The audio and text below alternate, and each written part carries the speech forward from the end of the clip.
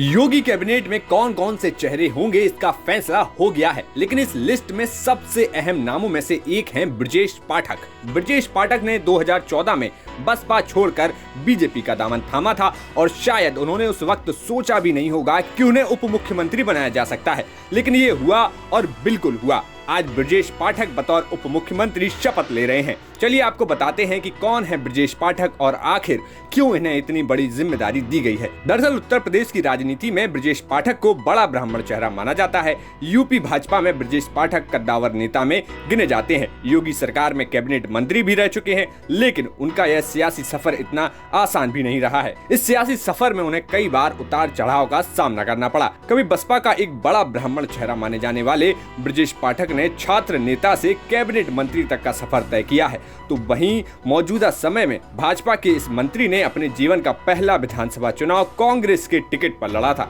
इस दौरान उन्हें हार का सामना करना पड़ा। ब्रजेश पाठक का जन्म 25 जून 1964 को हरदोई जिले के मल्लावा कस्बे के मोहल्ला गंगा राम में हुआ था। उनके पिता का नाम सुरेश पाठक था।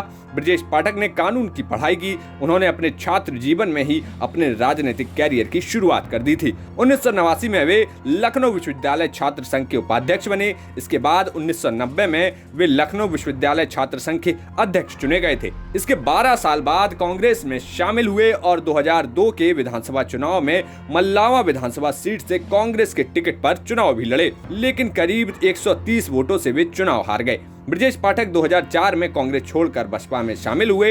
इसके बाद 2004 के लोकसभा चुनाव में वह बसपा के टिकट पर उन्नाव संसदीय क्षेत्र से सांसद चुने गए। बसपा ने उन्हें सदन में अपना उप नेता बनाया। वहीं 2009 में मायावती ने ब्रजेश पाठक को राज्यसभा भेज दिया। वह सदन में बसपा के प्रमुख सचेतक रहे। 2014 के लोकसभा चुनाव में ब्रजेश पाठक उन्नाव लोकसभा सीट से दूसरी बार मैदान में थे, लेकिन मोदी लहर में वह यह चुनाव हार गए थे और तीसरे नंबर पर रहे। उत्तर प्रदेश में होने वाले 2017 के विधानसभा चुनाव से ठीक पहले 22 अगस्त 2016 को ब्रजेश पाठक भाजपा में शामिल हो गए। 2017 के विधानसभा चुनाव में भाजपा ने उन्हें लखनऊ सेंट्रल विधानसभा सीट से मैदान में उतारा। उन्होंने इस चुनाव में समाजवादी पार्टी के कद्दावर नेता और कैबिनेट मंत्री रहे रविदास मल्होत्रा को 5094 वोटों के अंतर से हराया। पहली बार इसके बाद वो विधानसभा पहुंचे। भाजपा की सरकार बनने के बाद उन्हें कानून मंत्री बनाया गया था।